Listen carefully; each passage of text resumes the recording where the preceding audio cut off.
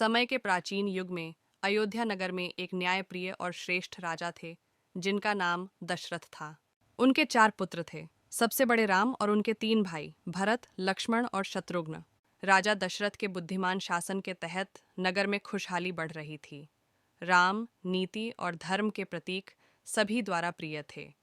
उनकी करुणा, विनम्रता और धर्म के प्रति अडिगता ने उन्हें अयोध्या के रत्न बना दिया। लेकिन भाग्य ने राम के लिए अलग योजनाएं बनाई थीं।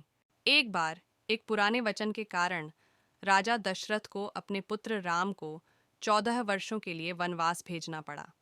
यह निर्णय नागरिकों के दिलों को तोड़ दिया, क्योंकि राम न केवल उनके राजकुमार थे बल्कि न्याय के प्रतीक भी थे।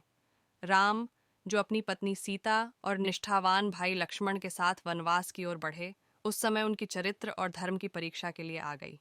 वन में राम ने कई चुनौतियों का सामना किया, जैसे कि राक्षसी शूर्पणखा और रावण द्वारा सीता का हरण। राम की सब्र और नीति को हर कदम पर परीक्षण किया गया। अपराधियों के खिलाफ राम की उग्रता ने हर कठिनाई को पार किया। हनुमान की कहानी, उनकी भक्ति और अद्वितीय शक्तियों ने महत्वपूर्ण भूमिका निभाई।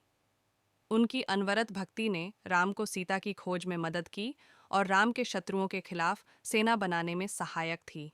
कहानी का उत्तरार्ध हुआ महायुद्ध में, जहां राम और रावण के बीच धर्म और अधर्म का महायुद्ध हुआ। राम की तीक्ष्ण तीरें, जो धर्म से प्रेरित थीं, जीत हासिल की और न्याय की शक्ति ने अधर्म को हराया।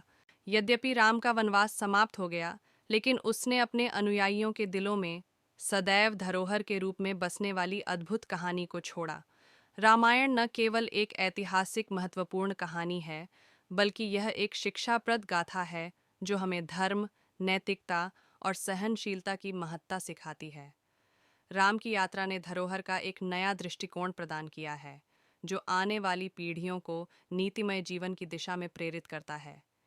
किसी के भी सुनने वाले के दिल में रामायण की कहानी स्थायी प्रभाव छोड़ती है, जबकि इससे साफ होता है कि धर्म कभी हार नहीं सकता और गुणवत्ता एक उच्च जीवन का आधार है।